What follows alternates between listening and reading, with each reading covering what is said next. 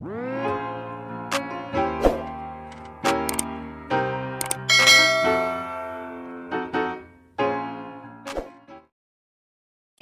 25. Gimana badannya? Udah baikan?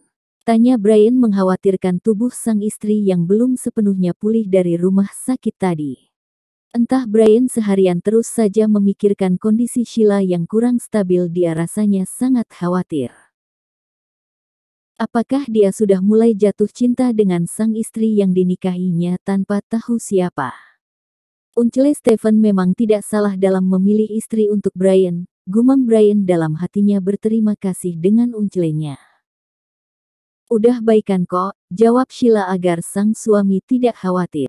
Syukur kalau begitu, balas Brian. Sedangkan di kediaman Aris Angkasa, setelah kepergian Sheila yang ikut dengan sang suami yang mereka tahu adalah Uncle Stephen, Katie dan Aris hidup dengan berfoya-foya karena setelah Sheila pergi Uncle Stephen ternyata datang ke sana dan memberikan uang pernikahan layaknya seperti mahar dengan nominal uang fantastis yaitu $100,000. Bahkan Sheila sendiri tidak tahu soal uang itu karena Brian sendiri yang meminta kepada uncle-nya untuk memberikan uang tersebut. "Pa, Maria kemana ya kok gak pulang-pulang? Kan kasihan dia gak bisa ikut pakai uang banyak ini," sahut Katie dengan antusiasnya. "Mama tenang aja, dia pasti akan kembali." "Mama, Papa," sahut seseorang masuk ke dalam rumah. Mendengar ada yang memanggilnya, Katie dan Aris pun kompak mengalihkan pandangannya ke arah pintu depan dan benar saja Maria masuk ke dalam dengan sempoyongan setelah pesta Mir Asteris es di bar langganannya. "Astaga Maria, kamu kenapa?" tanya Katie menghampiri anaknya. "Mama, Maria gak mau dijodohin sama Omo," pekik Maria. "Astaga, Maria kamu kebanyakan minum, lebih baik ke kamar, ayo mama antar," ucap Katie memapah tubuh sang anak. Sedangkan Aris hanya diam saja saat melihat kelakuan sang anak yang sering sekali mabuk-mabukan. Pagi harinya Maria terbangun dari tidurnya dengan kepala yang sangat pusing sekali. "Aw sakitnya," ucapnya denegan memegang kepalanya. "Makanya jangan suka mabuk-mabukan," ucap Katie masuk ke dalam kamar sang anak denegan membawa bubur dan juga obat pengar untuknya. "Mama," ucap Maria terkejut karena ada mamanya di sini. Saat ia melihat ke arah sekitar dia menyadari bahwa ia berada di rumahnya. "Ternyata mabukku membawa aku pulang ke rumah," gumam Maria dalam hati. "Makan dulu, terus minum obatnya biar lebih enakan," sahut Katie dan Maria pun menurutinya. "Kalau udah buruan ke bawah dicari papamu," ucap Katie singkat kemudian pergi meninggalkan Maria yang mematung. Pikirannya berkelana ke 1 minggu lalu di mana mama dan papanya meminta dia untuk menikah dengan om-om tua. "Mampus kau Maria," gumamnya sendiri. Akhirnya mau tidak mau setelah mandi dena bersiap Maria pun turun ke bawah, di sana sudah ada mama dena papanya yang menunggu. "Pagi, Ma, Pa," sapa Maria. "Dari mana saja kau Maria?" tanya Aris membuka percakapan saat Maria baru saja duduk.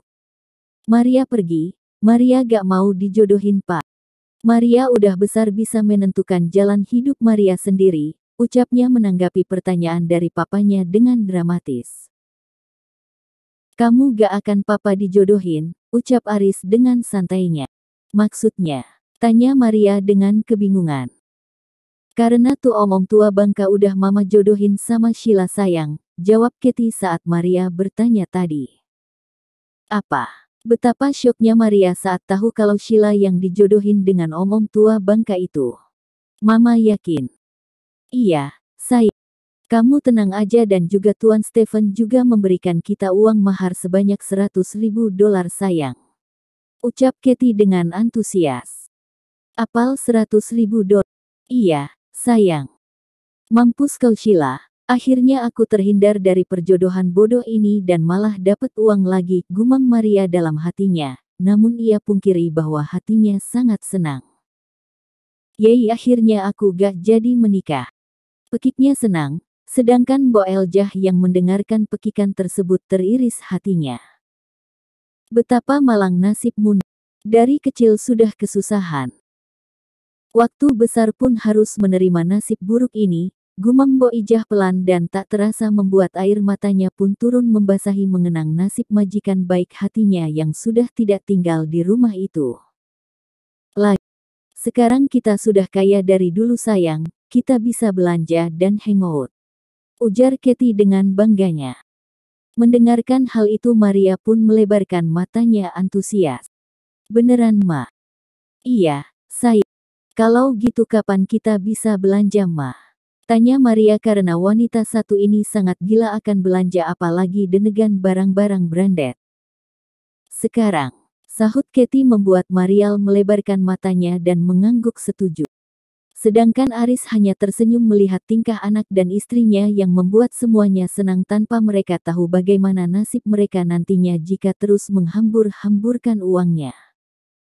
Mereka pun pergi dari rumah dan bersiap untuk jalan-jalan ditemani oleh Aris yang juga ingin bertemu dengan temannya karena sudah membuat janji temu.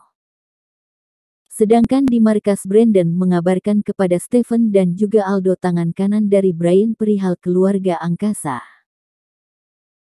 Meski sudah tidak berhubungan tetapi Brian tetap meminta Aldo untuk mengawasi mereka.